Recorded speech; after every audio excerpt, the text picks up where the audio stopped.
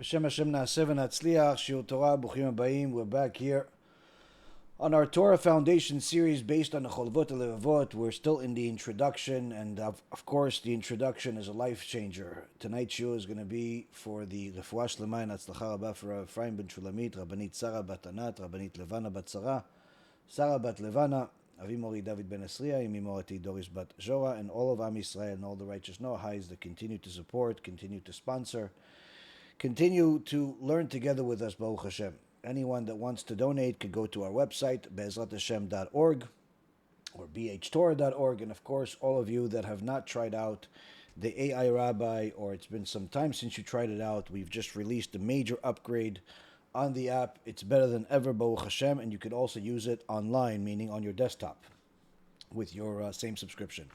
So you can go to airabbi.org or AI Rabbi on the app stores and try it out, Bezrat Hashem. So, Rabotai Kareem, we recently went to New York, and over there we spoke about why do some people deny the truth? They fight against the truth. And tonight is going to be sort of a continuation of that talk based on the Chovot HaLevavot's words, really trying to address who is the greatest enemy of the heretics. People falling into heresy seem to have a conviction that can sometimes seem stronger than the ones that didn't fall into heresy. You talk to them, they have conviction. And those that are bothered by it try their best to answer the heretics' questions, but to no avail in most cases. Why does it seem like many heretics are unchangeable? In fact, why do some of them get even more heretical as they get older? These are the questions that the Chovot HaLevavot will address tonight, and what seems simple until you dig deeper inside it and recognize who's the heretic's greatest enemy. And of course, for those of you that are not heretics, don't be so comfortable in your own skin simply because there's heresy within every single person that's dying to come out. So the Chovot HaLevavot gave us a understanding of all of his inner battles, of why he initially thought not to write this book, but then reasoned and rationalized and inspected his own heart, realizing that his inclination not to write this book was coming from the evil inclination, was coming from the Satan. And now he wants to dig deeper into that introspection that he found, which of course we will all find in ourselves. What does it mean that the Satan is inside you? What does it mean that you have a Yetzirah? What does it mean when somebody says that they do not want to believe in God, or they want to believe in some other form of idolatry or heresy, such as the Christian idolatry of believing in a man God, or unfortunately the modern day Jewish idolatry that says God needs you, that's been a new form of heresy spearheaded by Manis Friedman and his friends, or all types of other heresy and idolatry. Why does it seem that the atheists are more convinced in their beliefs than sometimes religious Jews? You talk to some of them, they're convinced that there's nothing. And the Chovot HaLevavot says as follows: I realized further that man has a powerful drive to obtain what is the height of evil. Just like the Torah says, the evil inclination, Parashat Noach, the evil inclination already comes out inside the person at birth, whereas the good inclination only comes during his bar mitzvah. It's 13 years old for a boy, 12 years old for a girl, which is when they become officially adults. Unlike today, where someone that is 30 years old, we're hoping he became an adult. So the Chovot HaLevavot is telling us that the natural inclination of a human being is a drive to obtain evil. That is the natural inclination, meaning he's predisposed to go towards something that is evil.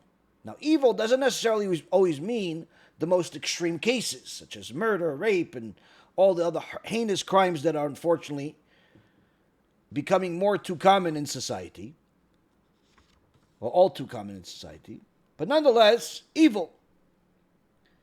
He tends to be negligent in the pursuit of kindness, lacks in seeking the good.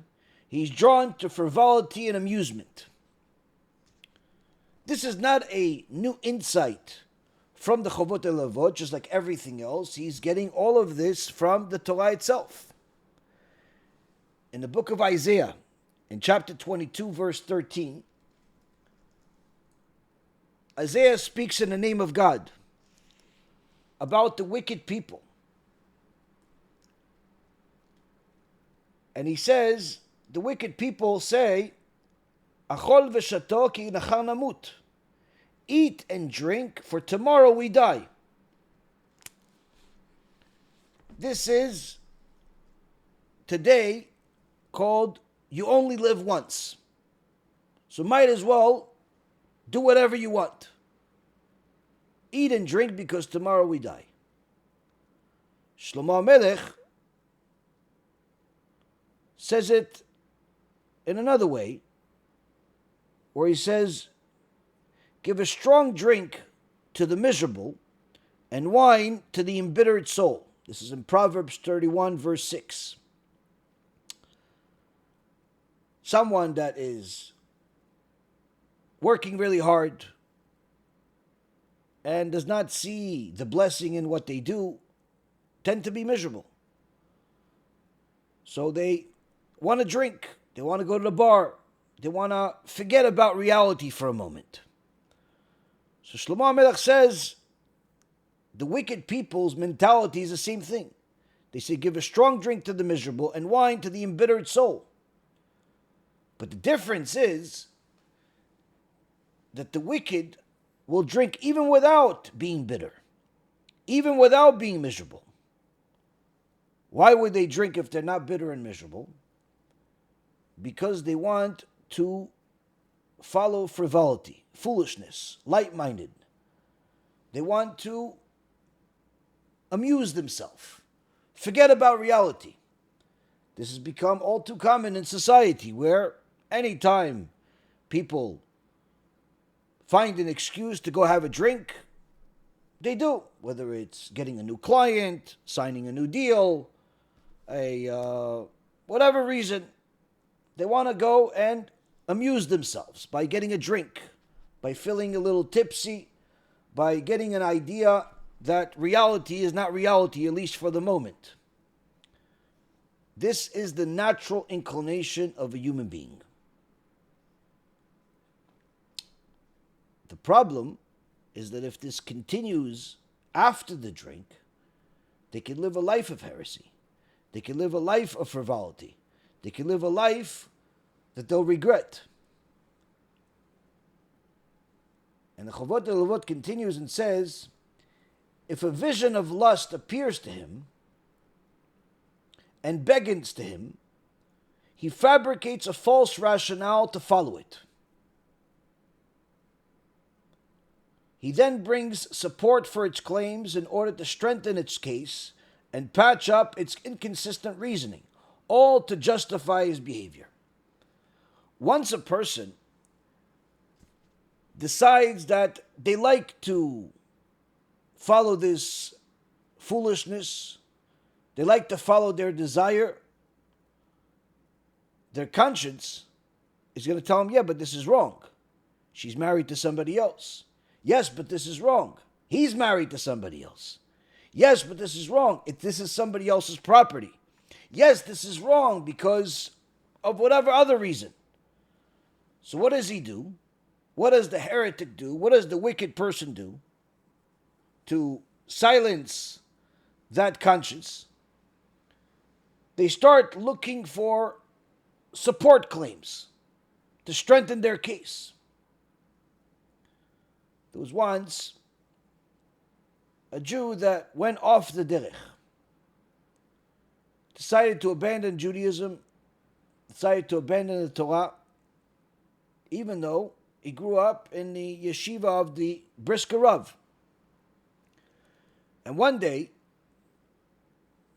the Brisker Rav is walking, and this heretic, who didn't just stop doing mitzvot, but started saying things that are against the Torah,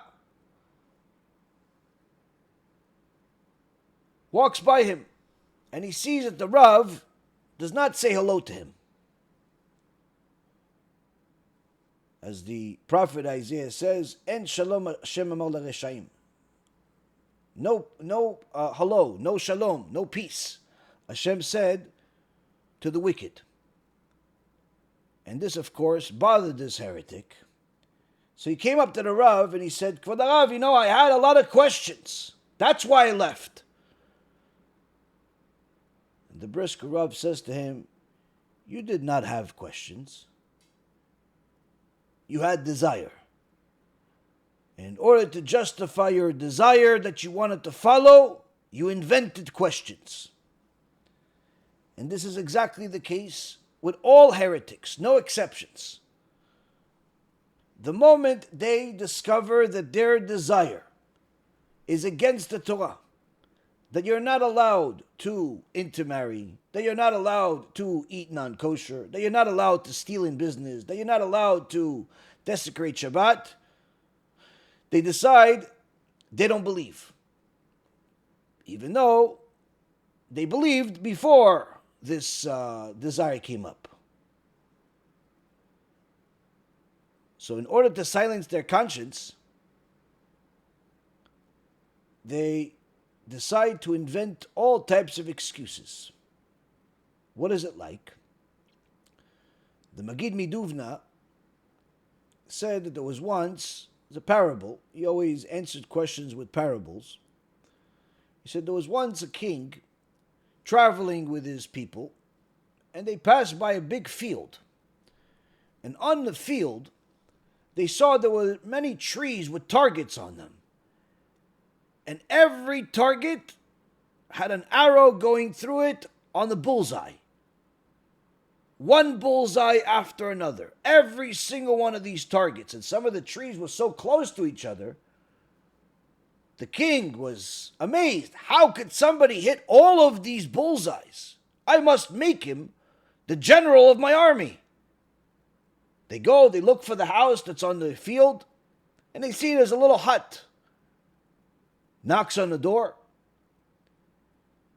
And a middle-aged man, half drunk, comes out. "Yes? Oh, Your Highness, what can I do for you?" He says, "I want to know, how did you hit all of the bullseyes and all of the targets in your field?" And the drunk starts laughing, goes, "No, Your Highness, no. I'm not a sharpshooter. What I do is I shoot the arrow first. Wherever it hits, it hits.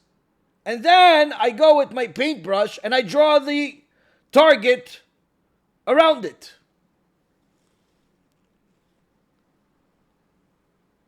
This is the life of the heretics, the life of the missionaries, the life of the idolaters, the life of the people that do not want to follow the word of Hashem. Each one has a different excuse. Each one has a different target that they painted around. They all have a desire. In Christianity, they tell you, we are the new covenant. But yet, the old covenant, 10 commandments, they don't follow. Why they don't follow? No one knows. Because even in their own book, Yoshke told them that he didn't come to absolve the Torah, go against the Torah. He came to fulfill it. So they don't even follow his words. And you're never going to find two Christians that are alike, because every one of them has a different belief. Just like they have over 200,000 different versions of the New Testament. No two are alike. Everyone is their own religion. Some believe he's a man god. Some believe he's something else.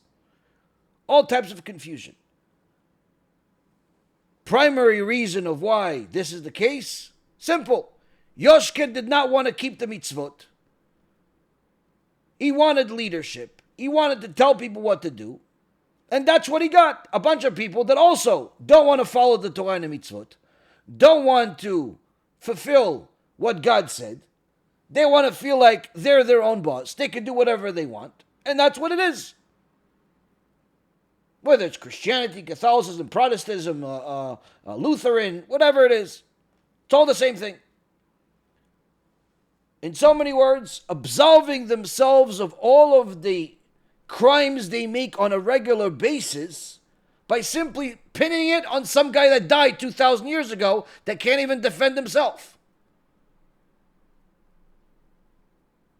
Meaning he gives you permission to be a criminal. Do whatever you want. Adultery, theft, murder, whatever it is.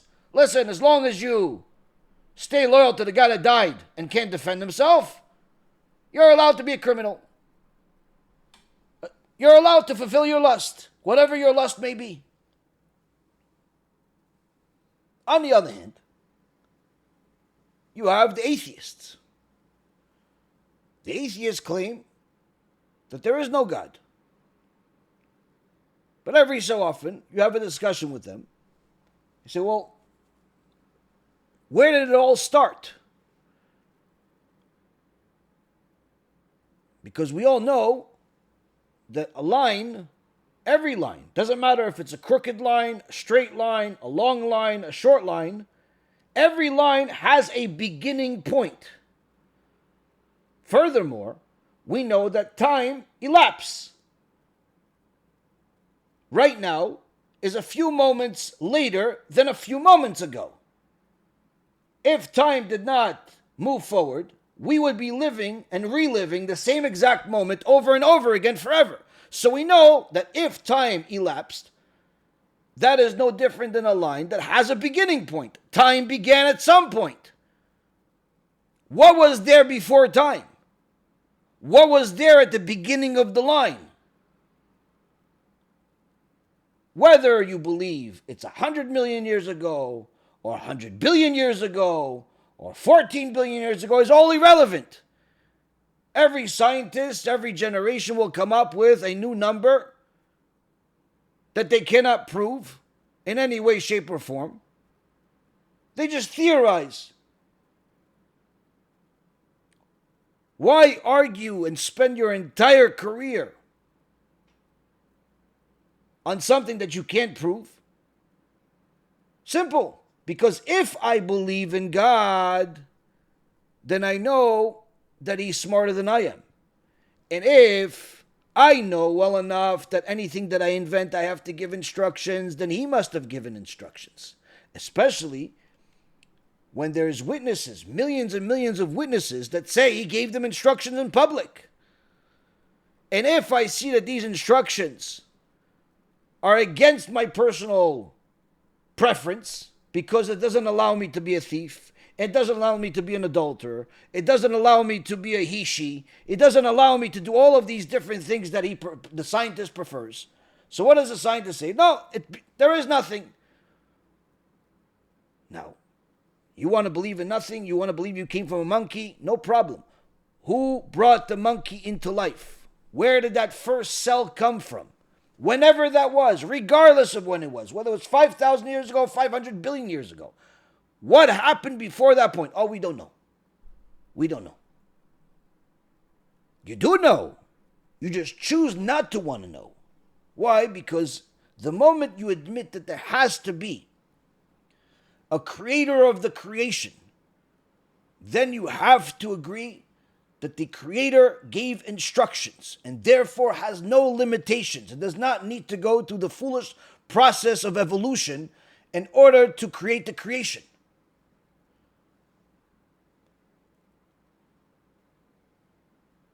But the atheist does not want to believe, because if he believes, he has to change his life. The same concept goes with the Muslims. The Muslims say that The Torah is true, but not the one that the Jewish people have. Apparently Muhammad, who's not even Jewish, he had the real version of the Torah, but the Jewish people that he learned from, they don't. Now, the fact that he murdered all of them is just an incidental. Let's not pay attention to that. Why? Because if the Torah that the Jewish people have is true, that means that Muhammad's Islam is false. So therefore they can't believe it. That's why you're rarely going to see debates between the Jewish sages and the leaders of Islam. Because there's no postulates, there's no common ground between the two, since they don't even believe we have the real Torah. Now, the people that are simply haters, anti-Semites, ignoramuses, always say, tell us about the Talmud. Now, if I told you about the Talmud, you wouldn't understand it because your level of ignorance is at such a high level that you would not understand one or two words that come out of my mouth. So I have to explain things in stories. But the top priority for us at all causes is the Jews. Why? I'm a Jew. I have to teach the Jewish people. If non-Jews want to learn as well, they're more than welcome to. But unfortunately, many times you meet Jewish people that know less about the Torah than even the Gentiles. And in fact, they have more claims against it than the Gentiles do. How could a non-religious Jew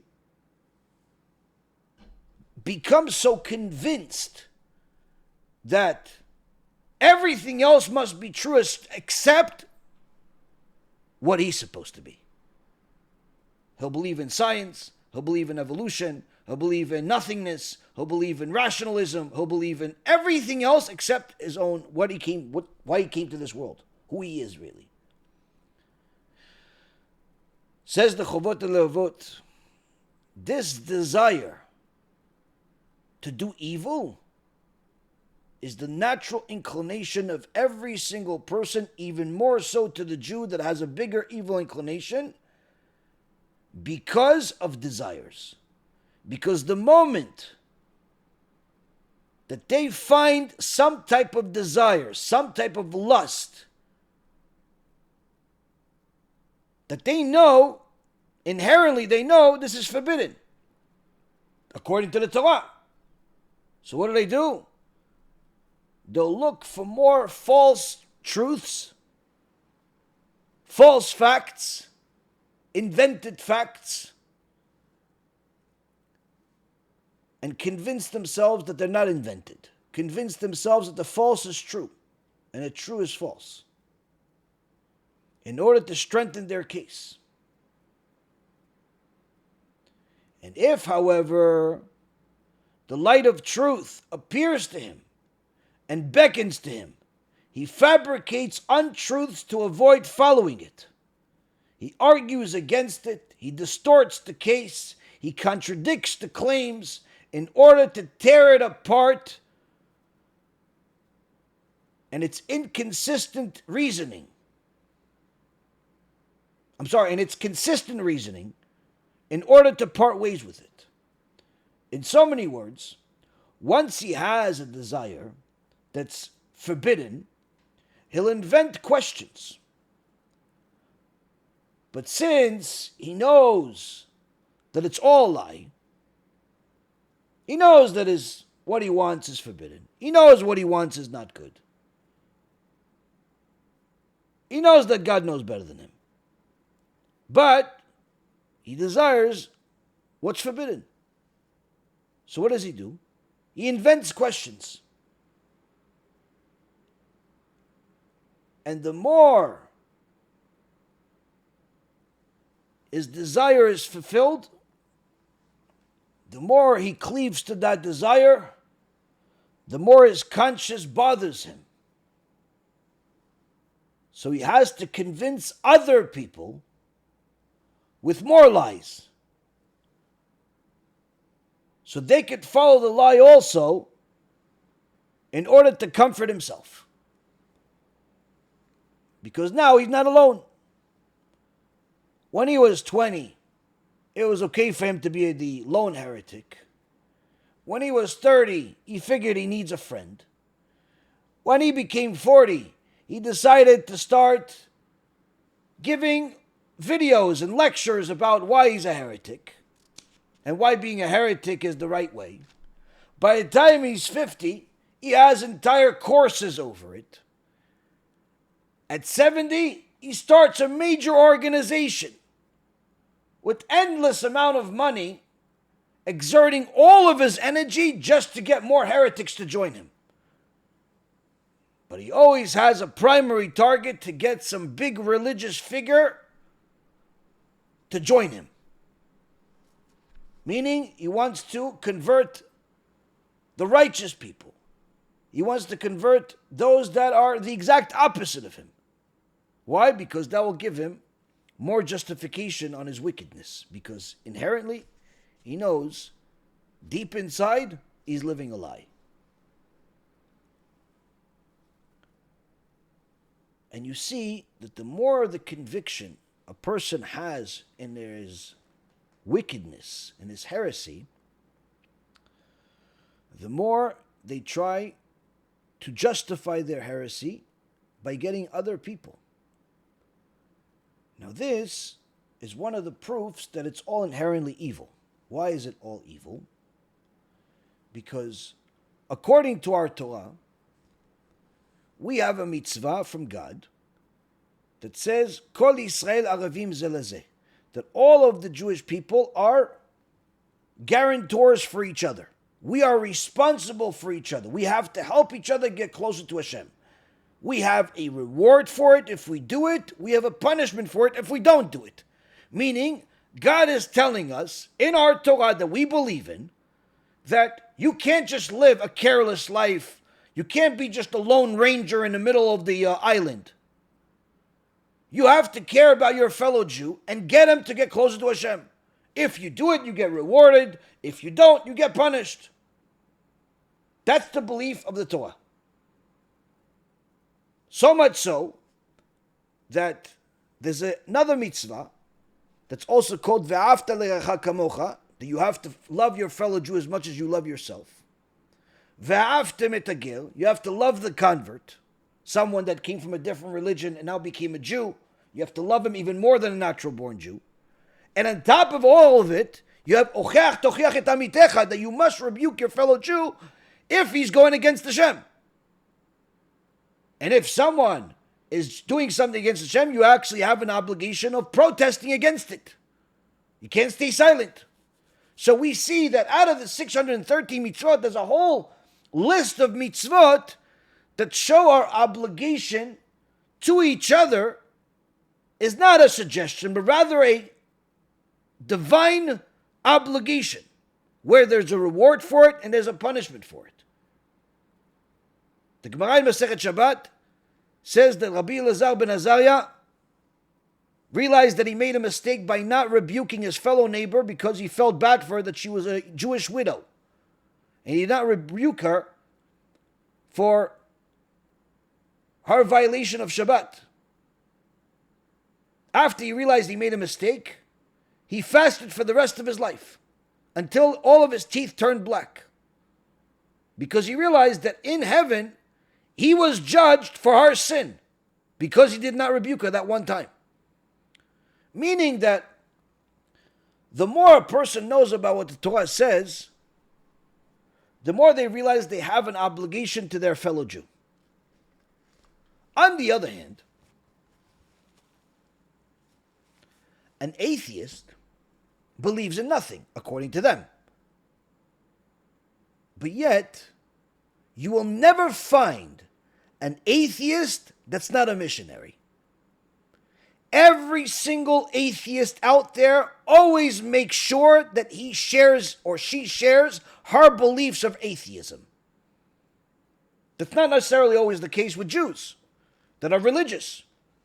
You could have a religious Jew that conducts business with you, or that has a event that you attend to also. You're in the same room, you're in the same company, you're in the same office, and that Jew could literally never mention a single word about his belief in God. Because he knows this is not you, you're not Jewish, he's not going to share it with you. Or even if you are, you're not religious, he's not going to share it with you. He should, but it's not necessarily always appropriate, it's not necessarily always the time, he doesn't necessarily feel the need to. But that's not the case with atheists. Atheists are the number one missionaries in the world. You will never find a single atheist that does not share their belief in atheism with every single person they encounter. Hi, how are you? I'm Joe, the atheist. Well, I didn't ask you what you believe. I just asked you, how are you doing? Oh, yeah, no problem. I'm just an atheist. Just wanted to let you know. Okay, fine, but I didn't ask you what you believe or don't believe.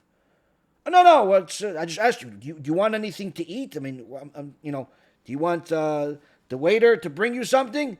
Yeah, sure. They can bring me some salad, but just make sure they know I'm an atheist. Who asked you? Who cares about what you believe? Who asked you? Why? Why is it that the atheists seem to be so convinced in their atheism that they feel the need to share it with anyone, everyone, at all times? And the more religious the counterparty is, the more they feel the need to address the difference. That they're an atheist, unlike you. Why? And you see in the comments right now, people are writing, some of them saying, yes, exactly, Rabbi, I have this friend that does it. And then there's other people that are atheists.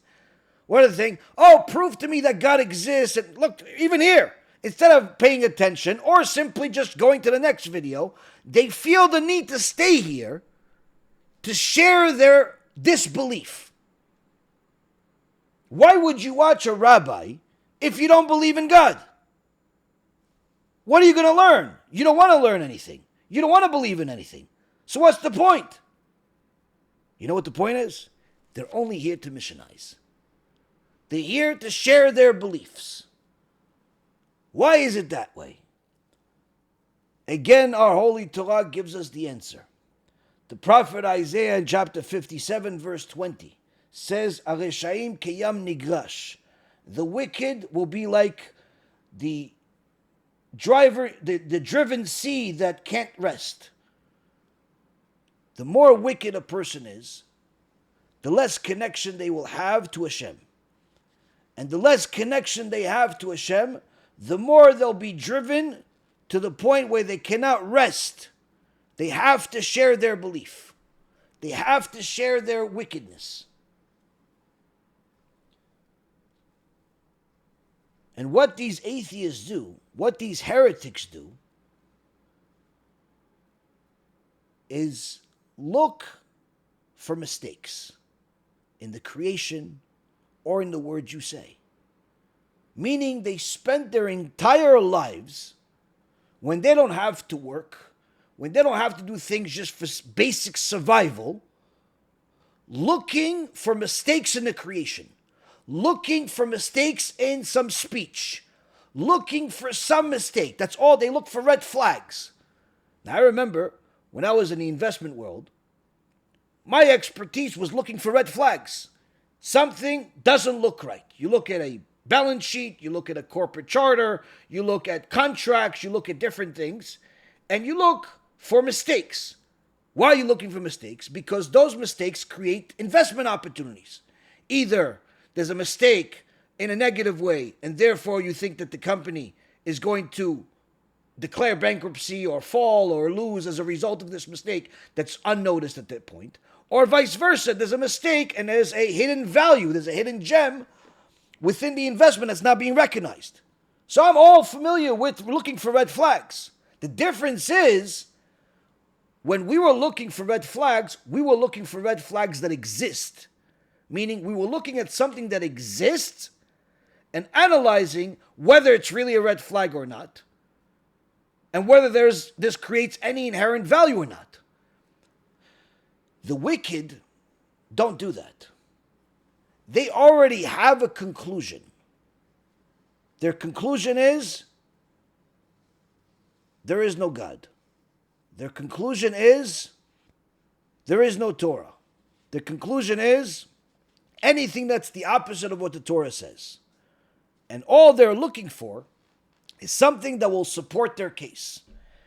And since everything that they've already learned on the internet and in different books has already been disproven and shown that it's false time and time again by Jewish sages, they look for new things. And even if they can't find them, they invent them. Simple. One atheist, that was a professor, was having a debate with my dear Rabbi Ephraim a few years ago.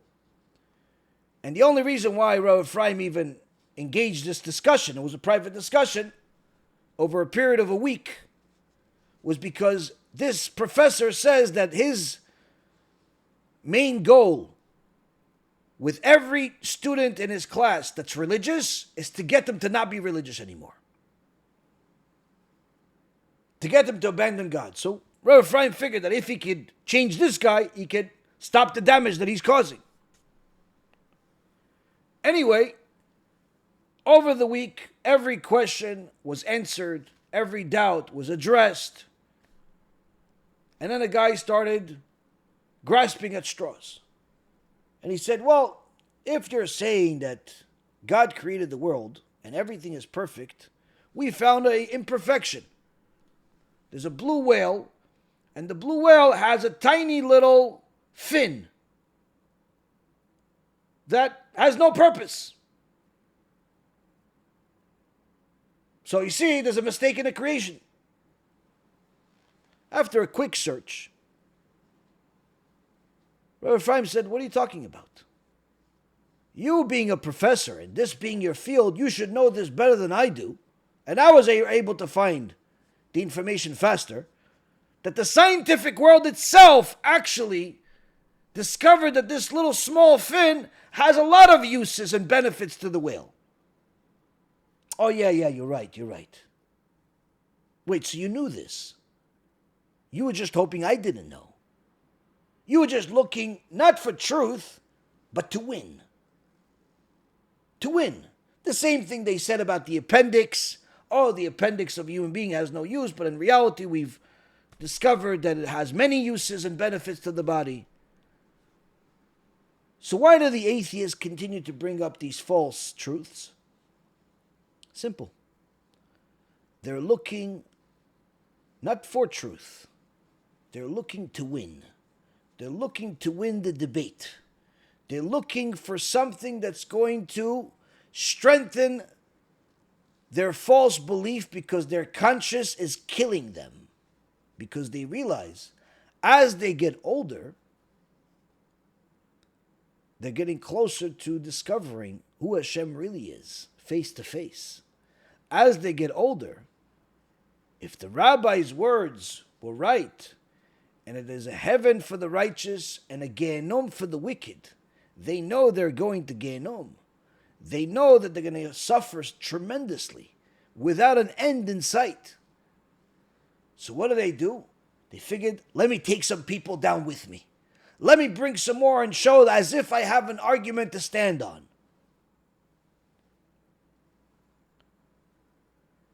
And that's also why, when it comes to debates, the Jewish sages have generally steered away from debating other Jews because The Gemara in Masechet Avodah Zarah specifically says that if a Jew is a heretic, you're not even allowed to stand within 4 feet of him.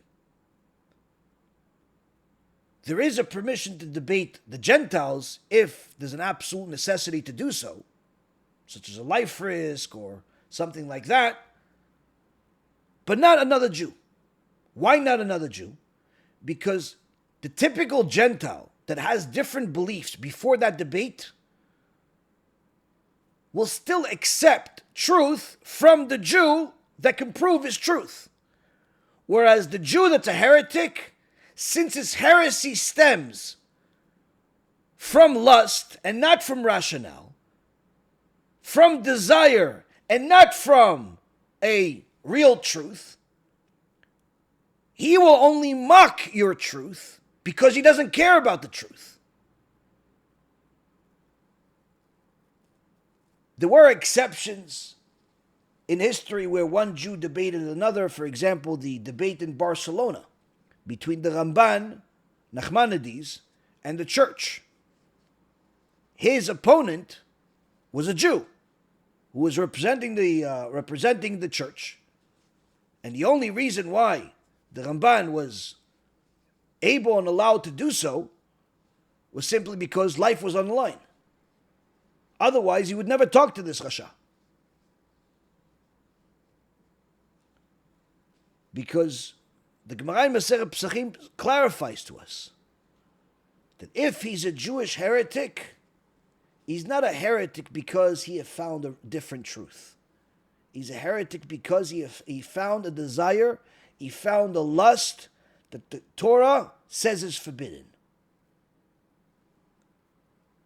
And he cannot live with the fact that this is forbidden. So he rather spend his entire life looking for excuses to justify his behavior instead of changing himself. He will spend the rest of his life inventing sources that justify his lies instead of simply facing the truth that he was wrong. Because it's easier for him to find false facts than it is for him to change himself. Now, when you go into the conversation with any of these heretics, especially those that are atheists, you show them, listen, there is countless proofs, scientific proofs, mathematical proofs, archaeological proofs that the Torah is divine, that it's the single truth. There is nothing else. And many times when they have nothing to say or they ran out of words, what do they tell you? Well, if there was scientific proofs of the Torah, how come you haven't converted all of the atheist scientists? Or, if the scientific proof comes from a Jewish scientist,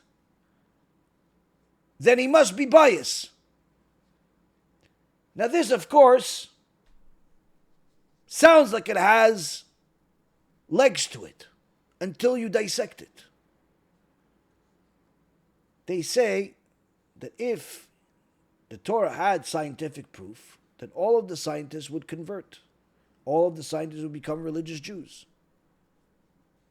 And if the scientist presenting is Jewish, then certainly you can't acknowledge him because he's biased.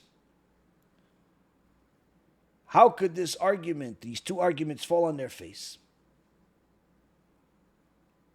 Number one, when it comes to converting all of the atheist scientists, Jews and Gentiles alike, into religious Jews, the truth has nothing to do with it. What has to do with it is whether they're looking for the truth or not. Because if they have a personal bias, a lust, a desire that gets in the way, it doesn't matter how many facts the Torah can prove scientifically, mathematically, archaeologically, and otherwise. It doesn't matter because they're not looking for the truth. And when it comes down to saying, well, the Jewish scientist must be biased, so we can't listen to him. The response to that is pretty simple. How come we cannot respond? How come we cannot acknowledge the Jewish scientist that's proving that the Torah is divine, but we can recognize the atheist as if they don't have a bias? The atheist scientists, he doesn't have a bias. Only the Jewish scientist has a bias. The vast majority that you're holding by, they're all atheists. None of them, they're all without a bias. But all the Jewish ones have a bias. You start realizing that their argument falls on their face once you start pushing back the facts at them and simply showing them what they're saying. At the end of it all, the Satan convinces them that their lust is too dear to give up. And what stands in their way is God. And therefore they have to either reject his existence or say, yeah, I believe in something, I just don't know what it is. Like a half a believer, like giving themselves some type of credit that, listen, I believed, I just didn't know what it is. Well, when it came to your job, you invested time to learn what it is. When it came to marriage, you invested time before you chose somebody. When it came to parenting, you invested time before you raised your kid the way you wanted to raise him.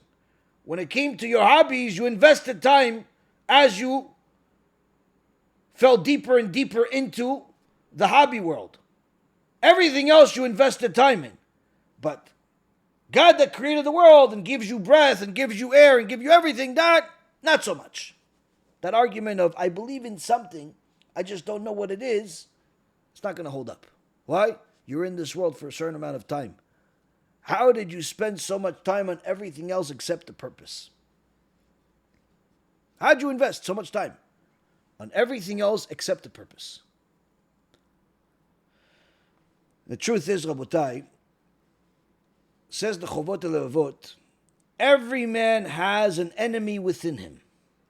And unless he has help from God, an ever-present corrective guide for his soul, and a self-mastery to bind it with the bridle of service, control it with the reins of virtue, and strike it with the right of discipline, musar, so that when performance of some good act occurs to him, he will not delay, and if his heart entices him to do otherwise, he will berate it and overcome it. In so many words, the Chovot HaLevavot is telling us, it doesn't matter whether you are a heretic in the open or still to yourself. The Satan is within you, whether you're a religious Jew or non-religious. You are a righteous Noahide or a wicked one. The Satan is inside you. He is your greatest enemy. The Torah is never your enemy. The Torah is your instructions. God is never your enemy. He's the one that gives you life.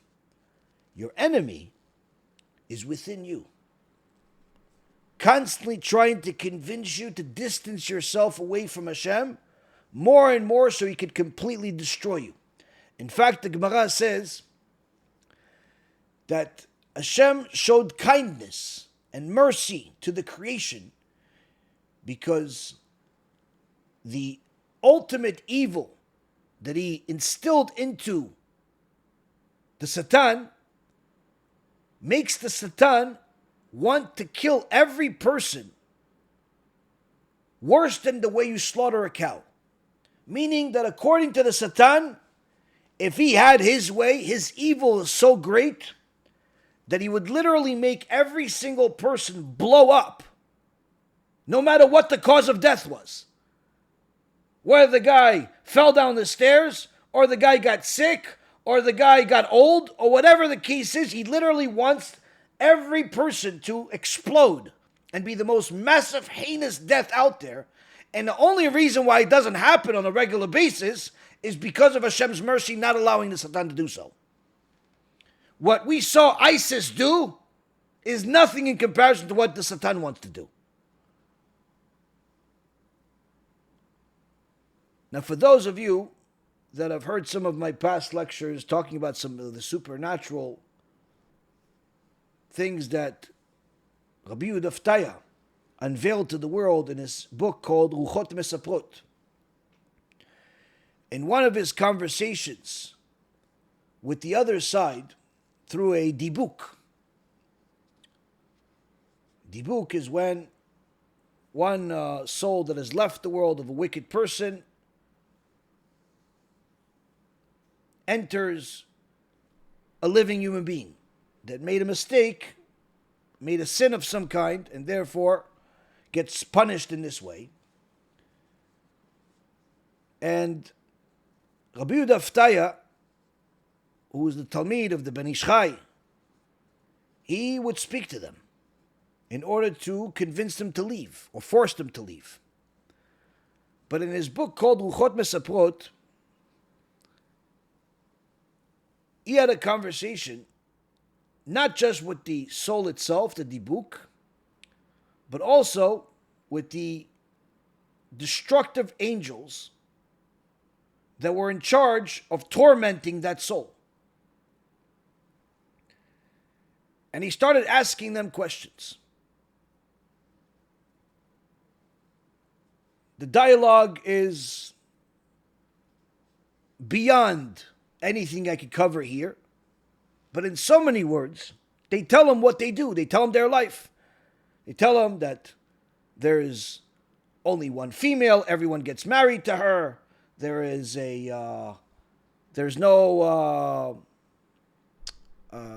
nothing that they enjoy in life other than causing suffering to the souls. Meaning, their desire is tormenting the soul, the wicked soul. That's what their desire is. Just like you desire food, money, lust, whatever it is, their desire is a single desire, to torment the soul. That's what they were created for. When you read this, and some of the other details that are in this book about what happens to these souls, if that doesn't make you shake, nothing will. Nothing will. And all of that is nothing in comparison to what the Satan wants to do to you. But just like the Gemara says, the Yetzer Hara has multiple names because he tries to fool the person in different ways. First, he comes to him as the Yetzer Hara to try to entice him to do something that's against the Torah. Tries to entice him to not believe in God. Tries to entice him to believe that he's the one that makes the money and it's not God that gave him the money. Tries to entice him to justify doing things that are against the Torah. After he entices him to do that, the Yetzer Hara now becomes the Satan, umastin alav, who goes and tells Hashem, look, this guy's a criminal. I just saw him steal. I just saw him commit adultery. I just saw him waste seed. I just saw him do this. As if Hashem doesn't know. But he's the tattletale. Goes and tells Hashem, prosecutes against him. That's why he's called Satan. Why is he doing this? Because he wants to get the final job, which is to be Malach HaMavet. Malach HaMavet means angel of death. He wants to kill the person. Because the moment he kills him, he's his. He can do everything he wants in a place that has no limitations like this world. And this very Satan knows that he cannot fool a person that goes to shul every day, that puts on tefillin every day, a woman that's modest, a person that keeps Shabbat, and fool them into becoming a heretic overnight. So what do? He strategizes. he strategizes with different things because he knows all too well what you like and what you don't like. What is it like? Rabbi Levi Yitzchak Berdichov once came into the shul during the high holidays as they asked him to be the chazan, to lead the prayer. As the Rav comes in, early in the morning, everyone is waiting for the great Rav to start leading the prayer. They see him put on his talit, make the blessing, but then they hear him talking to himself. As he's talking to himself, people are wondering, what's happening here? After a few moments,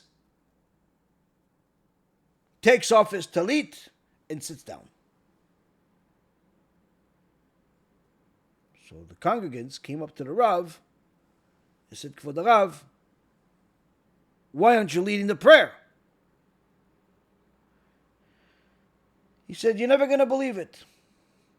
I came here to lead the prayer because you asked me to lead the prayer. But guess who else came? They're looking around. They can't see anyone. Oh, you can't see. The Satan came also. So as I was putting my talit, I see the Satan. He says, what are you doing? I said, I'm here to lead the prayer. I'm here to be a chazan. He said, I'm here to be a chazan also. Well, I have a right to be a chazan because they asked me to be the chazan. He says, they asked me to be the chazan also. Well, I learned Torah the whole year, so they want me to be the chazan. He says, well, I learned Torah all year also. I'm inside your heart, so I'm learning with you. So I need to be the chazan. He says, yeah, but I did mitzvot the whole year. So therefore I should be the chazan. And the Satan says to me, well, I did mitzvot also the whole year. So I should be the chazan.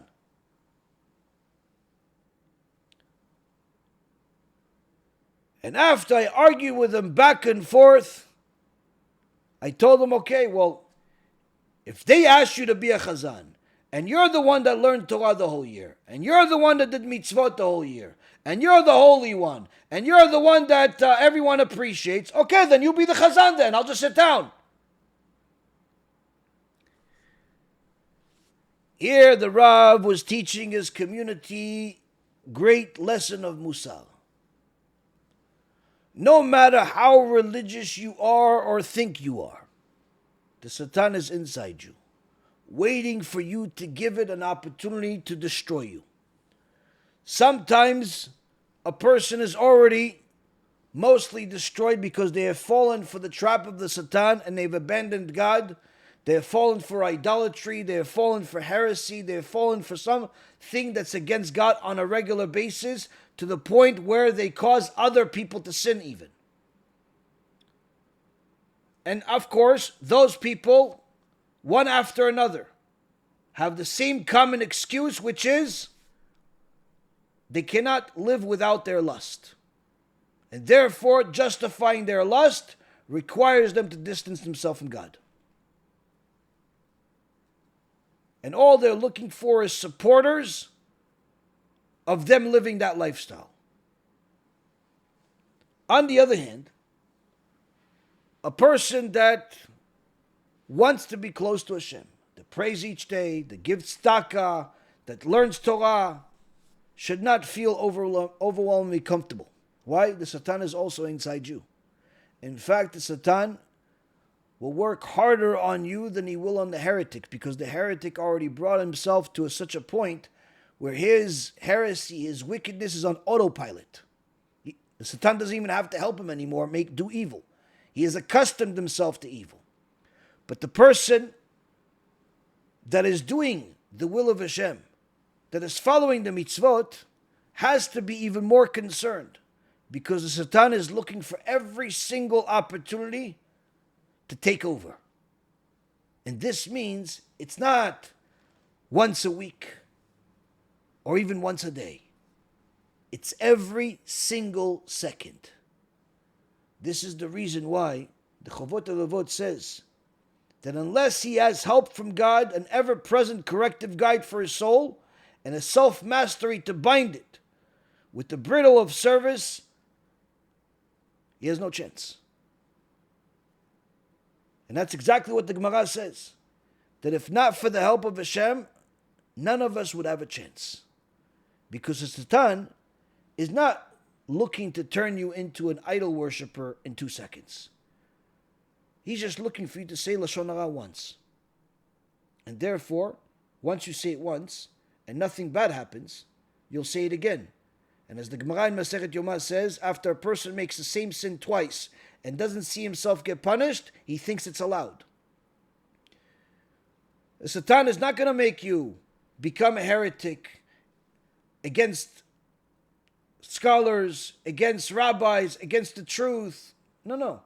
He's just going to simply say, listen, why do you have to read this book by this rabbi? Why do you have to watch this lecture? Watch sports instead.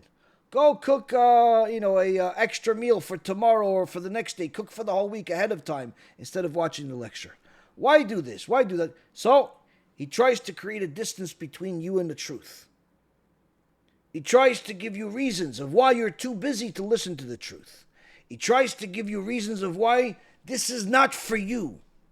Why? Because you're already religious. You don't need to learn this over and over again. You're already okay. And the Satan will do everything possible to chip at the soul of any person, to create a bigger and bigger distance between them and the truth in order to eventually completely destroy them.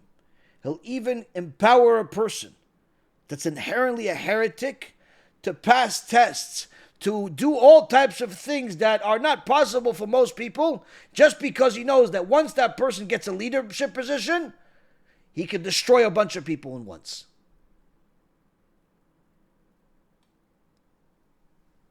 So you see, Rabotai, when a person does not understand that fighting the Satan is a full-time job, because there's opportunities with every decision. Somebody just offended you. You want to punch them. The Satan says, go for it. But Torah says, don't take revenge. It's like, all right, I'm not going to punch them. I'll just say something bad against them. Satan says, go for it. But the Torah says, not allowed to take revenge. And that decision to stay silent and not go and argue and fight against people and insult them, that was simply the Satan either failing or succeeding. If you said it, Satan has a point on the board for him. If you didn't, you have a point. Moments later, somebody cuts you off on the highway. You could scream out a curse. Hey, you and your mother and your father and da-da-da-da-da-da.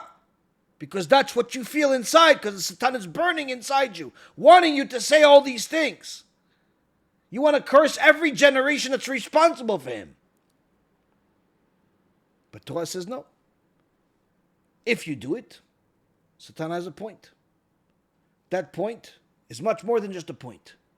That point is one step closer to him breaking you and making you think it's allowed to talk like that on a regular basis. Making you think it's allowed during that circumstance because you were justified somehow because somebody cut you off.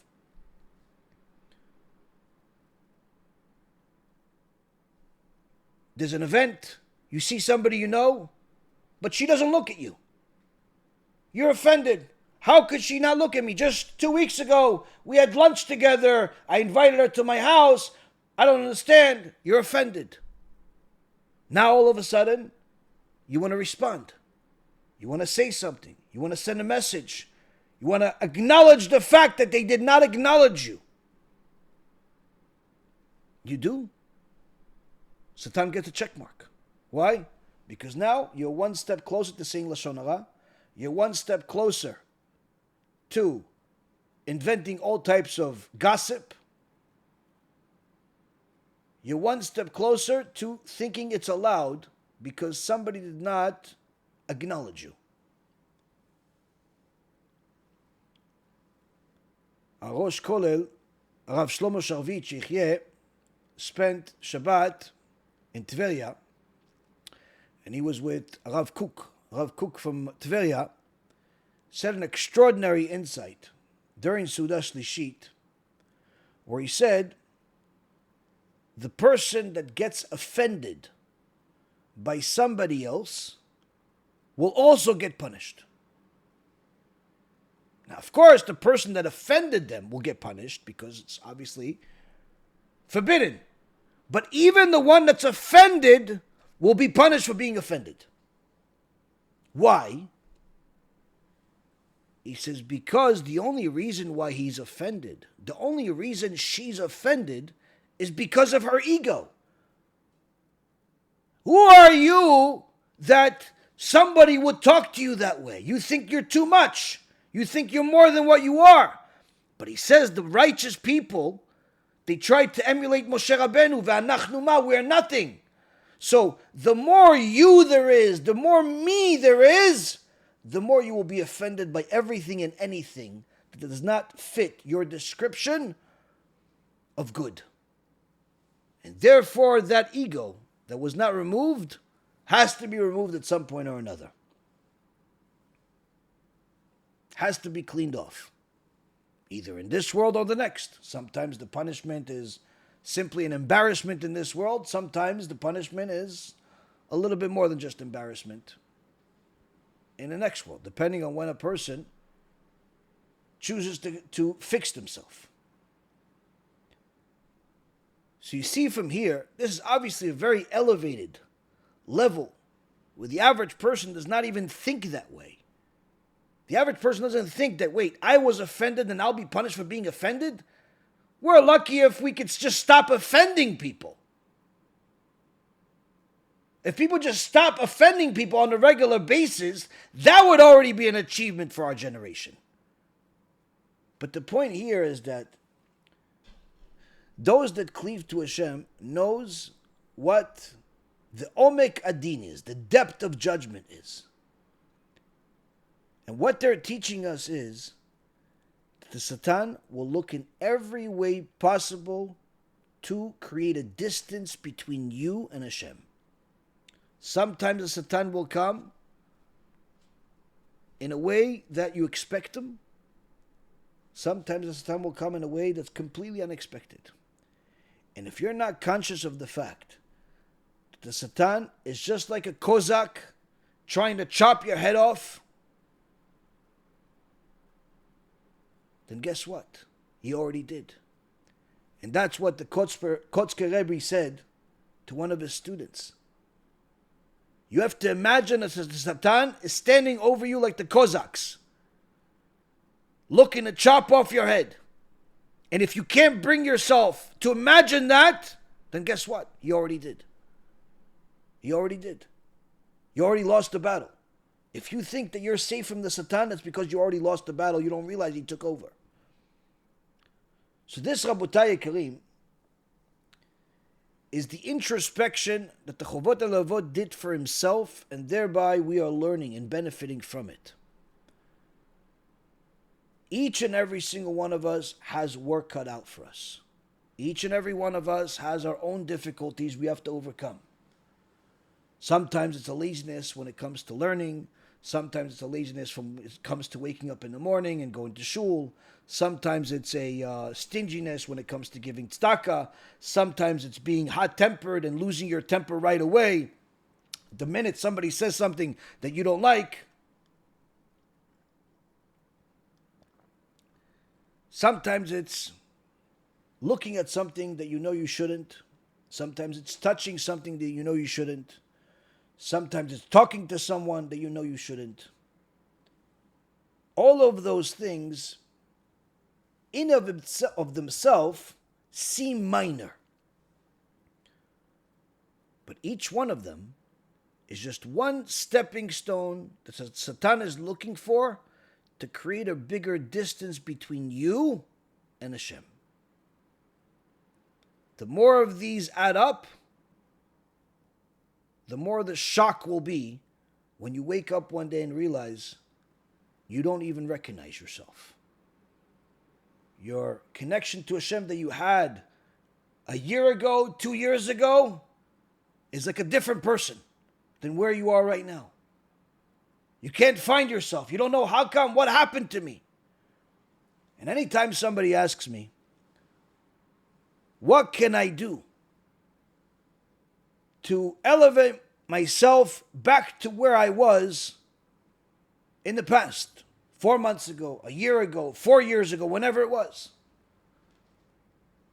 The simplest answer is, what did you do back then when you were really connected to Hashem that you don't do now? What did you do? Did you learn more Torah? Did you watch more of my lectures? Did you pray with more kavanah? What did you do different? Usually, it's very easy to answer that. Well, guess what? That's missing. That's your first thing to fix. That's your first thing to fix.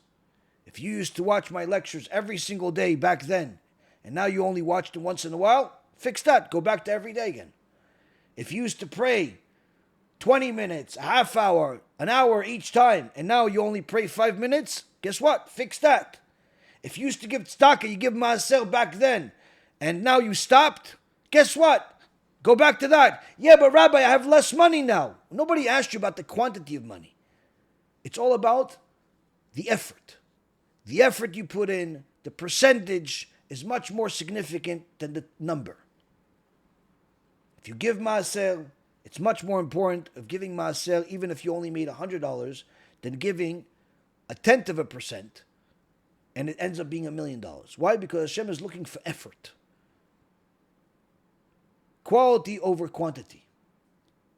Look at what you were doing back then, compare it to now, find the missing link, and start fixing that. After that, you already see yourself going in a better direction. But if a person does not think that any of this is relevant to them, that's only because the Rebbe Kotzker was right. The Satan already chopped off their spiritual head. They're gone. Because they don't realize the Satan was even standing there. Be'ezrat Hashem, this time of the year, the time of Elul, is a time where every Jew, no matter righteous or wicked, young or old, male or female, has to introspect and see what they can do to fix the missing link. See what they can do to get closer to HaKadosh Baruch Hu. If they were closer to Hashem in the past, they already have the map of how to get back there. If they're at their height right now, then they already know that the most important thing is to maintain it and to keep getting higher. In fact, even the Gentiles, the Noahites, have to evaluate themselves. Because on Rosh Hashanah, HaKadosh Baruch Hu judges all of mankind, not just the Jewish people. And therefore it's an opportunity for both Jews and Gentiles to inspect their hearts, see what's missing, stop believing the lies of the Satan, and start, at the very least, investigating the truth, if not already following it. Because if you're following the truth of the Torah, then you already know the direction of what you need to do. If you're not following it, if you're still confused, then remove the bias of your desires, remove the bias of your lusts, and you're already going to see how the picture becomes much clearer, much better, and much easier for you to follow. Thank you very much for learning with me. May Hashem bless each and every single one of you to succeed in your servitude of Hashem and finding and living the truth of the Torah and running away from the Satan with success.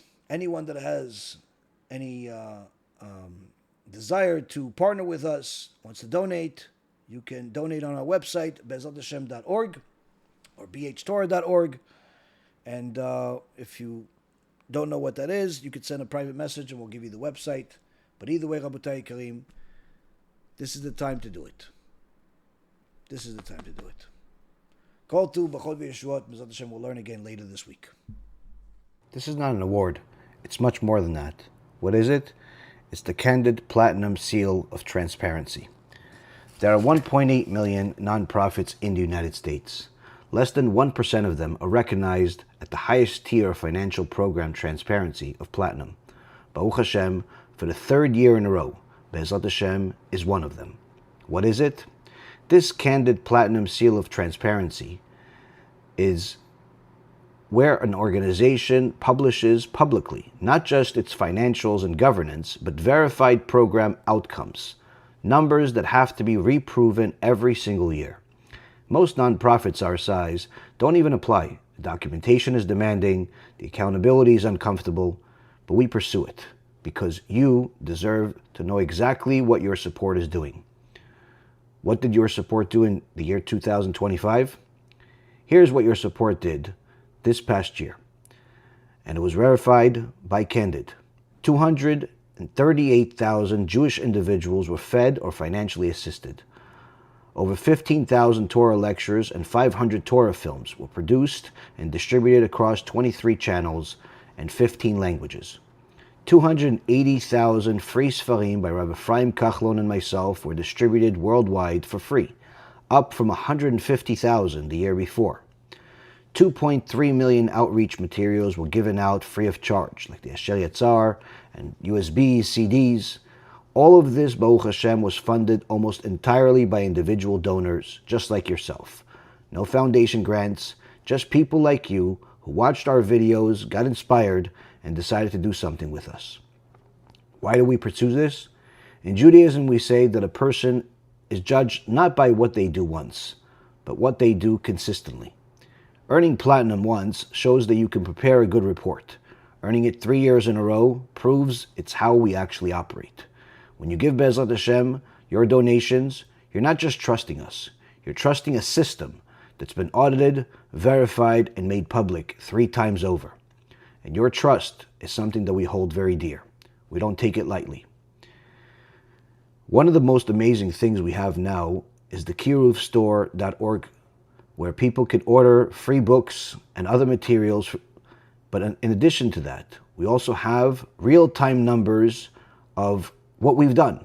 So you could actually see that the numbers have gone up much more since this report was officially granted to us last year. If you want to be part of what we're building, go to bezrathashem.org/donate. The link is going to be in the description. And you want to see exactly where every dollar is being used. Our full Candid profile is also going to be linked below. See it for yourself. And if you know someone who's been waiting to support a Torah outreach organization that actually proves what it does with people's donations, share this video with them. Thank you for the 3 years of trust, and B'ezrat Hashem, we keep going. When we do this together.